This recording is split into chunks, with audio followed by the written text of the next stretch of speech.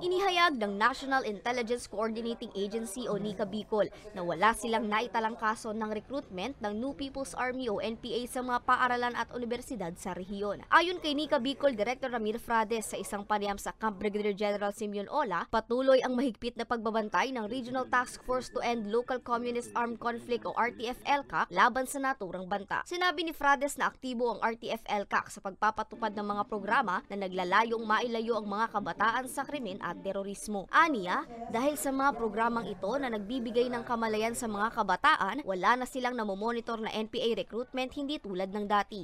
So hindi tayo dapat maging complacent, although wala tayo, no? Kailangan tuloy-tuloy pa rin yung ating information awareness.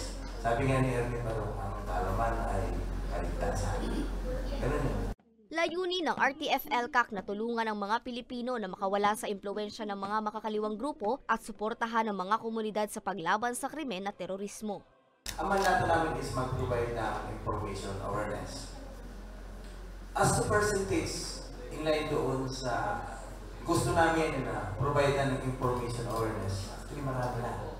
Kaya, sorry sir, but I'll try to check kung ilang percentage na.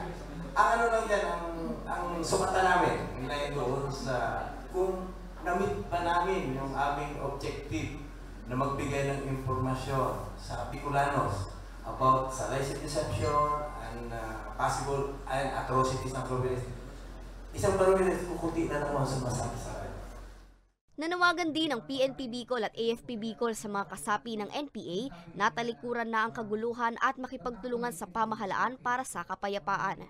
So hindi natin sinisingle out kung sino yung mga members or not. But definitely, we are trying them to push yung future na hindi magulo. So kung ano yung pwede nilang gawin sa pagtapos nila ng pag-aaral, ano ang dapat ang ginagawa ng estudyante, mag-aaral lang, sundin ang magulang. And that's it. Huwag masyadong maging complicated ang buhay.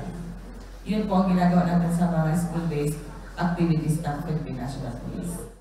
Just to say yung AFP po, continuous yung ginagawa namin ng mga information awareness sa schools. And in fact, meron kaming YNS, kinakanda just to inform, and then yung mga leaders ng youth, sila rin nag-inform dun sa mga kabataan sa barangay nila, mga students. And pertaining to your question, yung sa meron pa bang mga identified na mga students, currently wala na kami na-report because yun nga tuloy-tuloy yung recruitment natin sila sa tuloy-tuloy yung information awareness natin sa kanila to prevent recruitment yung tulog na sila. Ang RTF-ELCAC ay binubuo ng Philippine National Police, Armed Forces of the Philippines at Department of the Interior and Local Government. Para sa mga balitang Tatak Bicol, Angeline Dagta.